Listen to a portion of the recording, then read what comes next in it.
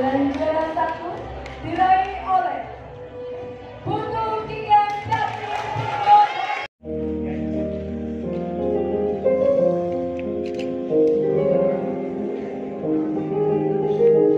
Dan kembali lagi ke lapak PowerPoint.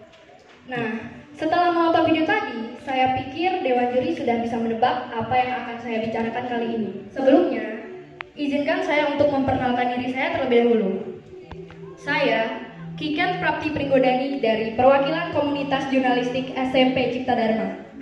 Belakangan ini, terdapat kebiasaan baru yang muncul dari kalangan anak-anak dan remaja, yaitu mengunci diri dan menghabiskan waktunya dengan bermain gadget. Manusia gua, pasti pikiran kita itu bakalan kepikiran ke zaman prasejarah yang primitif,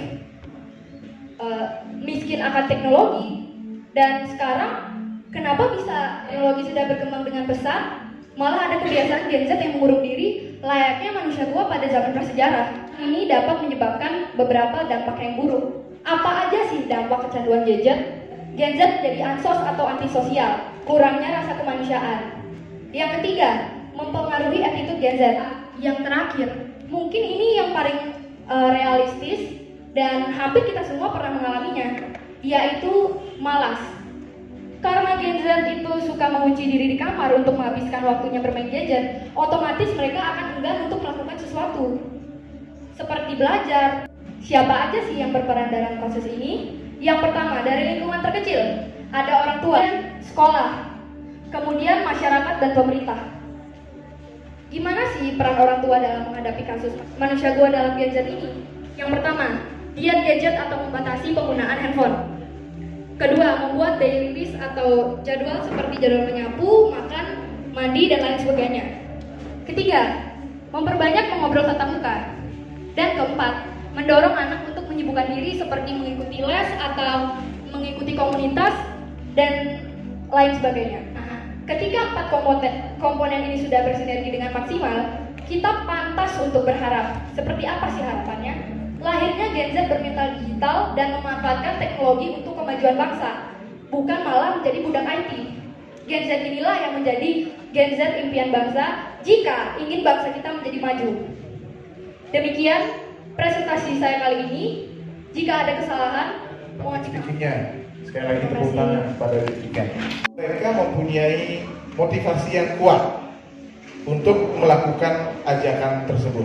Silakan. Ya, usul atau saran saya agar kita tidak kecanduan bermain gadget dan menggunakan gadget dengan benar, dengan positif, seperti mengikuti komunitas atau organisasi sesuai minat kita. Nah, otomatis di situ kemampuan kita, bakat kita itu bakalan teruji di sana. Tidak antisosial, lalu tidak kecanduan gadget. Jadi dari segi judul sudah mampu membuat sebuah analogi antara generasi yang terkurung pada gadgetnya itu dianalogikan seperti seorang manusia yang tinggal di dalam gua.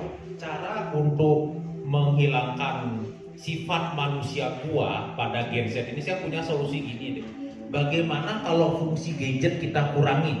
Jadinya gadget itu cuma bisa untuk telepon, terima pesan. Jadinya untuk game nggak bisa, foto nggak bisa, medsos nggak bisa, belanja online nggak bisa. Jadi HP-nya tuh seperti dulu hanya bisa telepon, terima pesan. Kira-kira itu tuh efektif nggak untuk menjadi solusi biar tidak terbentuk manusia gua lagi sekian juta orang? Terima kasih atas pertanyaannya, Kakak Juri 2. Nah, menurut saya kalau misalnya gadget cuman bisa berbasis untuk telepon dan menerima pesan, itu untuk perkembangan zaman kayak kurang efektif gitu. Jadi bangsa ini susah maju karena tidak ada kegiatan seperti ini misalnya. Karena ini kecanggihan teknologi, saya dari SMP Cipta Dharma tiba-tiba ada di panggung ini untuk mempresentasikan karya saya mengikuti ajang perlombaan yang lintas daerah. Saya kalau gadget seperti HP jadul cuma bisa telepon sama ngechat doang, itu kurang efektif menurut saya. Lagi satu deh.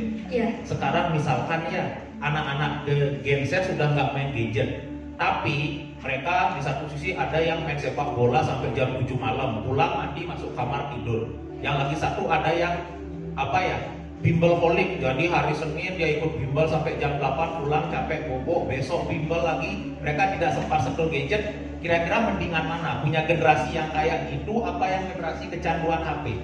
Menurut saya lebih mending kayak mengikuti bimbel seharian sama bermain sepak bola sampai maghrib sampai jam 7.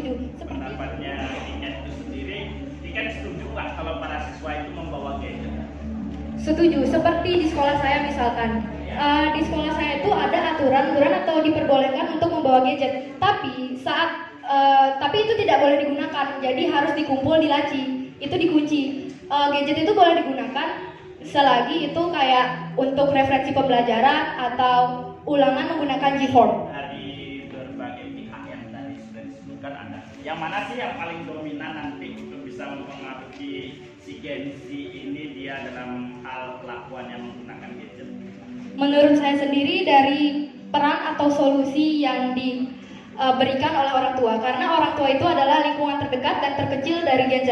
Kan Gen Z itu satu rumah gitu sama orang tua. Orang tua itu fungsinya yang buat ngehandle gimana sikap Gen Z. Jadi sikap anak tergantung juga dengan pola didikan dari orang tuanya. Apa dong solusi yang Tiken tawarkan untuk orang tua dalam konteks ini adalah mengurangi kecanduan gadget bagi para Gen Z? Menurut saya kalau misalnya kayak yang pertama tadi, apa ya namanya? Nah ini yang pertama diet gadget atau membatasi penggunaan gadget. Biasanya anak-anak itu mungkin menggunakan gadget 8 jam atau mungkin full 24 jam. Nah dari orang tua ini harus menghandle waktu untuk bermain gadgetnya anaknya itu mungkin seperti hanya 4 jam atau 2 jam. Sisanya mereka harus melaksanakan solusi-solusi yang lain ini. Yang harus Tiken itu berapa jam menggunakan gadget dalam sehari? Kurang lebih 5 jam. Gadget itu pakai apa? Sosial media atau? Saya biasanya chattingan sama teman, terus chattingan biasanya kayak organisasi atau komunitas. Biasanya saya ngedesain poster atau bikin karikatur, tapi saya masih pemula, belum sepuh. Itu adalah apakah anak-anak memperoleh edukasikan tentang penggunaan gadget, itu yang paling penting. Iya, makanya saya usulkan di lingkungan sekolah seperti di sekolah saya itu untuk mengundang pihak untuk bersosialisasi tentang literasi digital. Nah, itu sebenarnya panggilan jiwa kakak secara pribadi untuk dapat membantu adik-adik semua di seluruh Bali untuk dapat mendampingi kalian. Nah, dalam waktu dekat kakak akan membuat klub. Misalnya itu sudah bagus.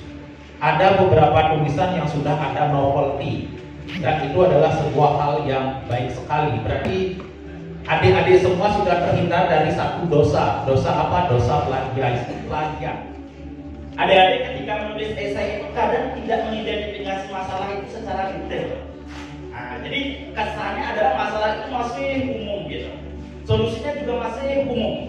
Sehingga solusi yang ditawarkan itu tidak catch langsung. Tapi esai itu bisa dalam bentuk sesuatu bentuk gagasan, adik-adik. Tapi gagasan yang dioperasionalisasi. Dan juara satu lomba esai saya 2023. Kira-kira siapa nih teman-teman yang akan menjadi juara satu? Dan juara satu diraih oleh Putu Tiken David. Ternyata orang Bali juga kalau bilang. Iya. Dikit. Dulu banget Pak. Sungguh banget. Mudah-mudahan bermanfaat. Jangan